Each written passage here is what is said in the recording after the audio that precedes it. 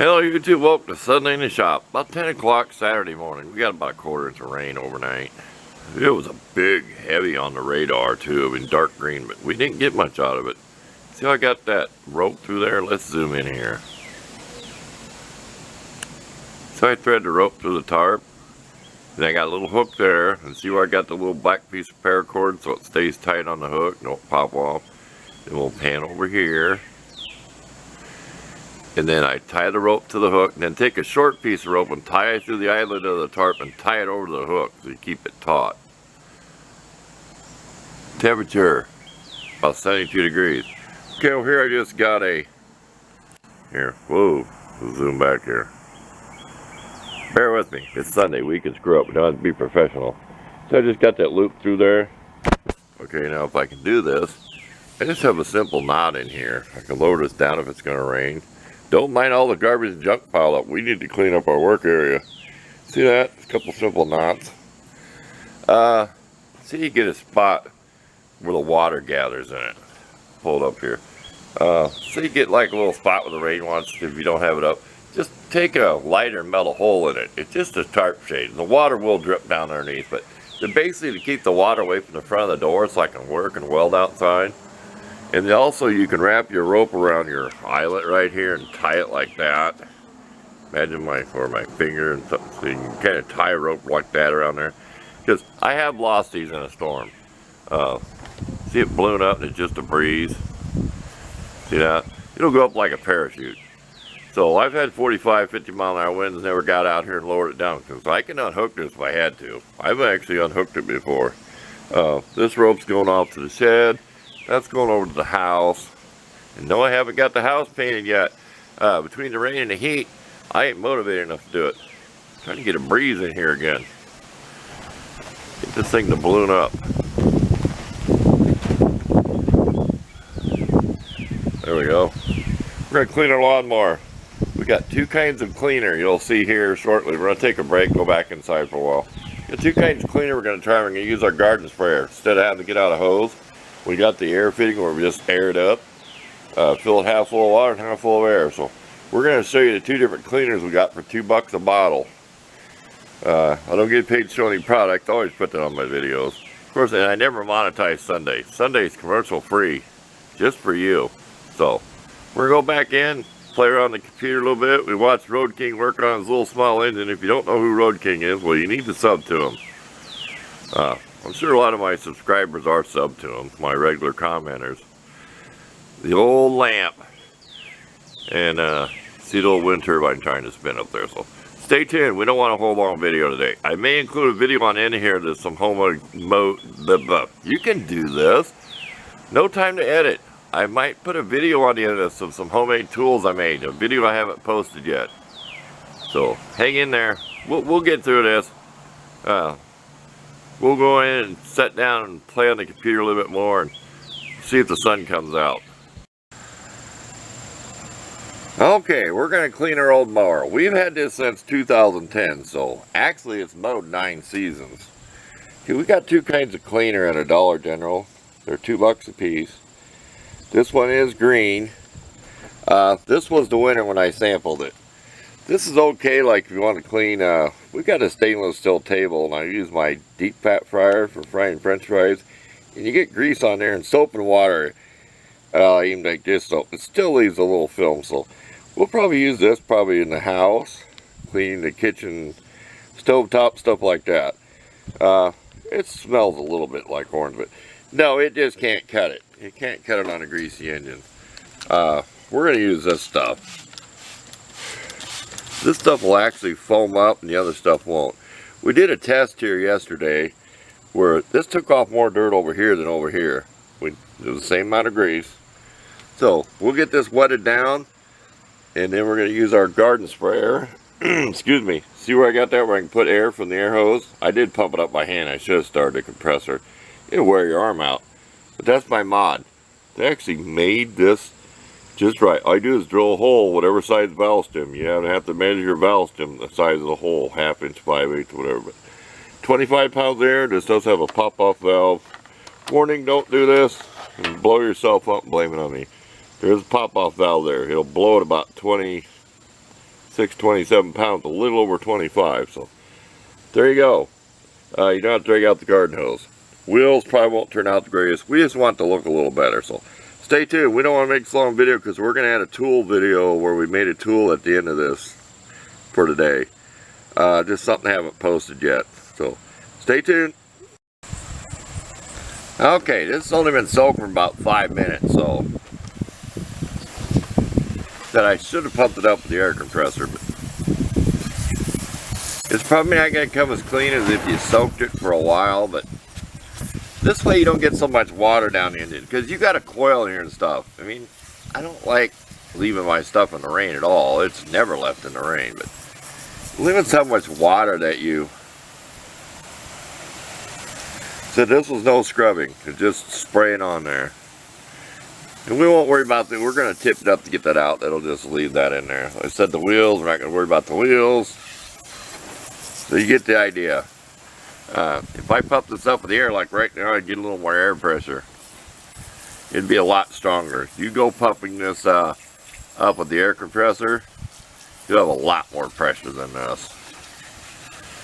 So this is a lot handier than getting out the garden hose, doing all that. We'll spin you around, we'll show you the gas tank side. Okay, we did squirt them a little more cleaner on this side. It's pretty filthy, like right around in here.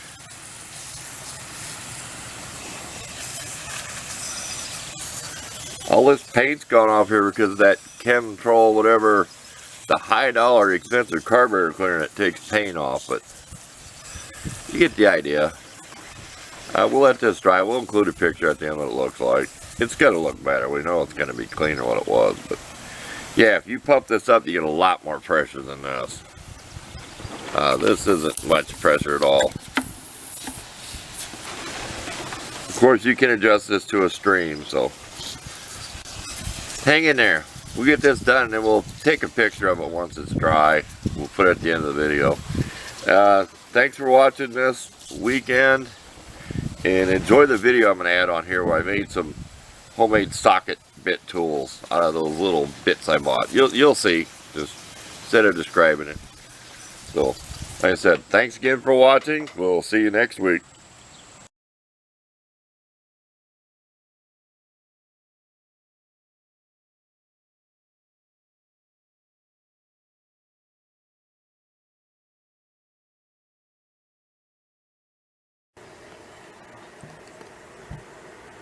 Hello YouTube. Hope my voice holds up. It's raining again, and it's a Saturday radio. We're to have chances all weekend, but we're gonna make a homemade tool. We have these. We showed in our Sunday in the shop video. They were $5 for 10 of them. What, 50 cents a piece? Number 2, double-ended. Okay. Now I don't know how good it's gonna show up on camera, but these are 6-sided, but you see if you grind off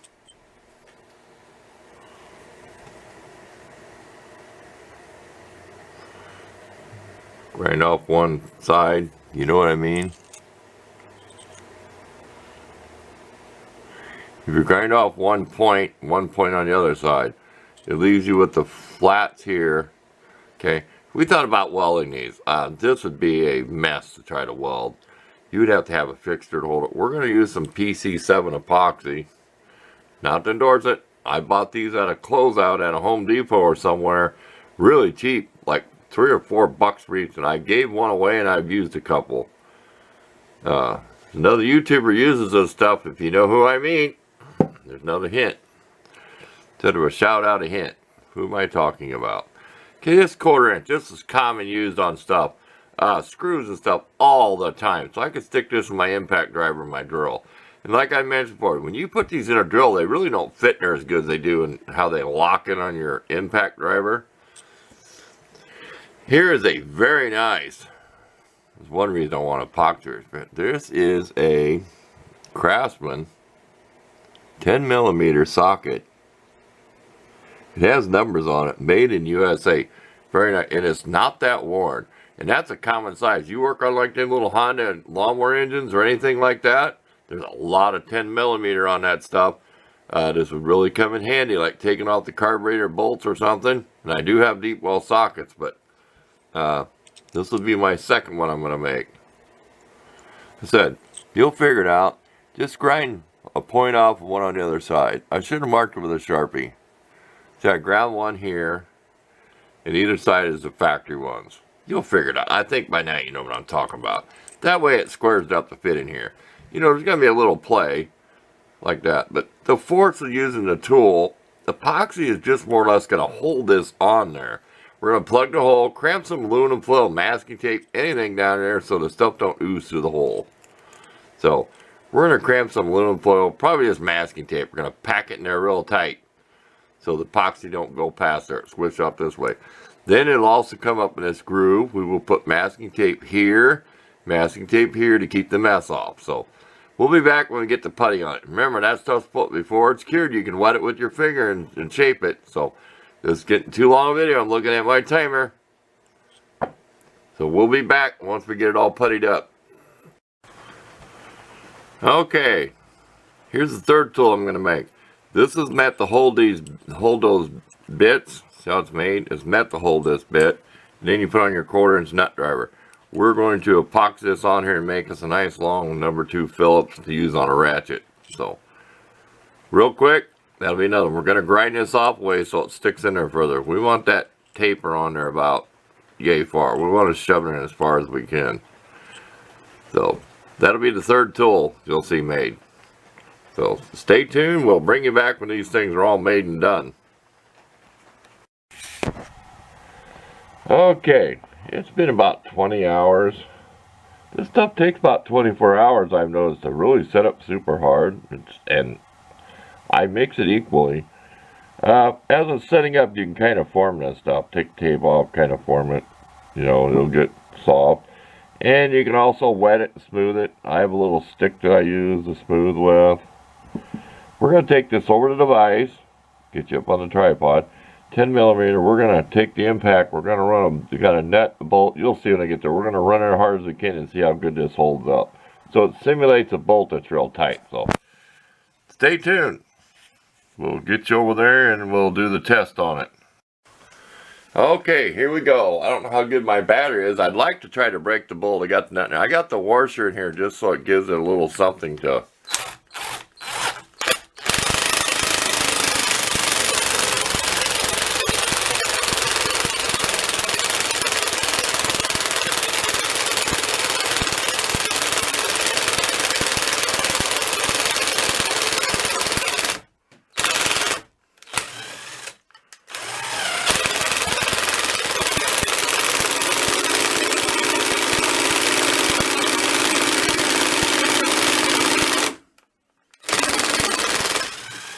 I call that good enough. I started stripping the bolt out, I think. I call that tough enough to pass my test, so that's good enough. Okay, we'll take you back over there and give you one last look at what each one looks like. Okay, here's the 10mm one we tested. Like I said, I figured it would hold okay because the epoxy is just holding it from falling off. You see how I ground them and locked them in there. Here's that thing like I put on there. Use my 1/4" ratchet, and then you can put these bits in it. So now I just got a dedicated one to put on a ratchet, because sometimes you got screws, and you don't want to get out your impact or whatever, or just in a spot that's hard to get to. And I'm breathing heavy. Oh, that's weather. It's allergies and everything. Can't breathe through my nose. Here's the 1/4" one, just a TP socket. But there's the 1/4" one, so... there you go. Just an idea to make simple tools. I've always come up with some invention there. But I'm sure you could probably buy these. I'm sure you could buy something like this in a store somewhere. I'll have to look. Harbor Freight or somewhere and see what they have. But anyway, I made my own. So thanks for watching.